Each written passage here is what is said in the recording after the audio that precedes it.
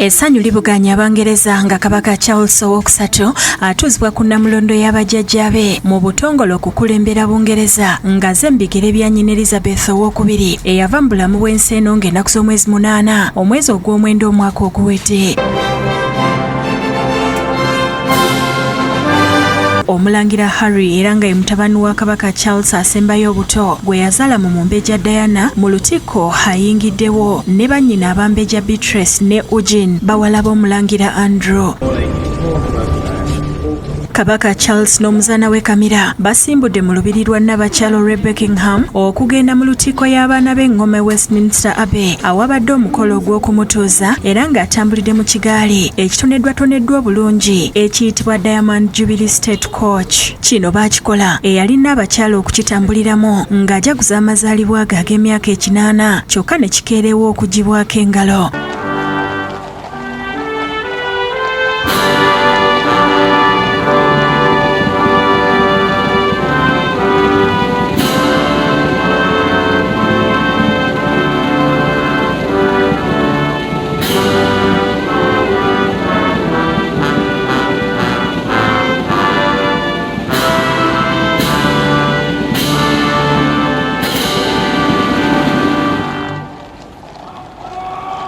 Their Majesties King Charles III and the Queen Consort start their journey towards Westminster Abbey. Abeetabye ku mukolo boolesezza emisono egy'enjawulo egirese abantu nga baanaamiridde.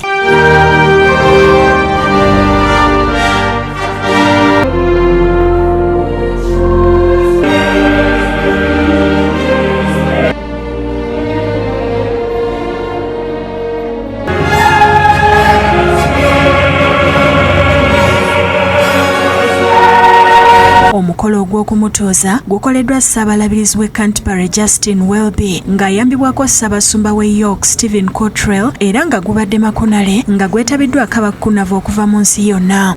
I solemnly promise so to do. The things which I have herebefore promised, I will perform and keep. So help me God.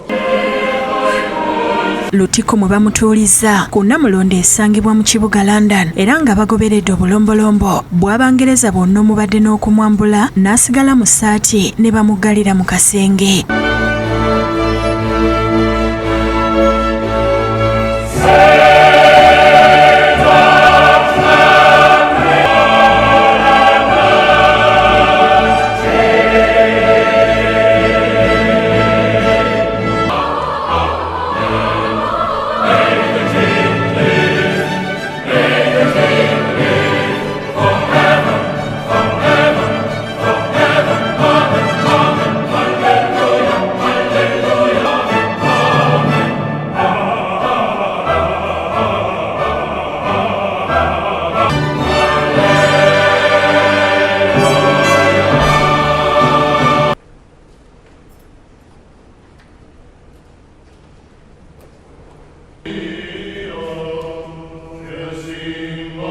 Part in vesting his father the king in the stole.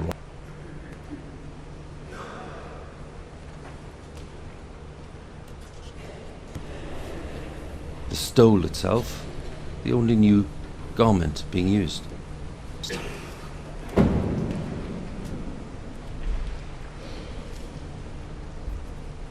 Receive this all.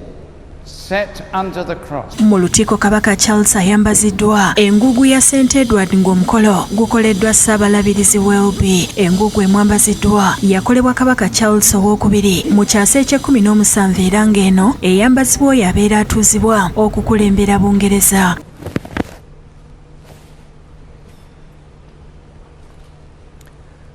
God save the king. God save the king. Kabaka Charles ng'ayambazibwa engugu ku mutwe emizinga gikubiddwa mu bifo 13 okubadde mu London, Edinburgh, Hillsborough era nga n'ebidde bya lutikko ya Westminster Abbey bikubiddwa okumala eddakiika 2.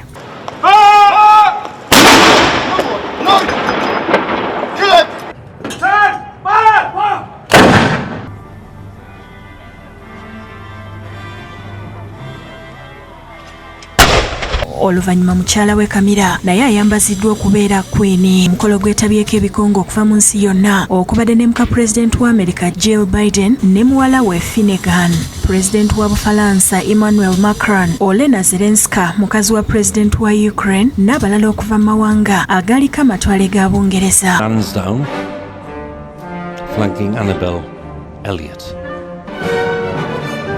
On the other side of the nave, oluvannyuma lw'emikolo egy'okumutuuza bafulumye Lutiko okuddayo mu lubiri lwa Buckingham nga baddiddeyo mu kigaali ekirala ekiriko amajjolobero ga zaabu nga kino kitambuza n'abakyalo ba Kabaka wa Bungereza ku mikolo egy'enjawulo nga bawerekeddwako oluseregende lw'abaana b'eŋŋoma mu kiyitiddwa Royal Procession ssaako abasirikale 4,000 wamu ne bbandi z'amagye 19.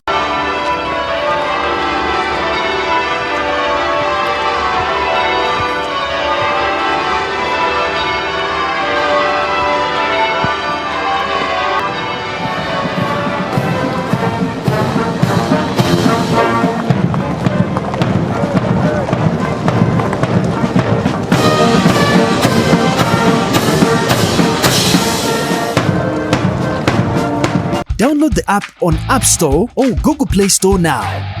Vision Digital Experience, the future of media.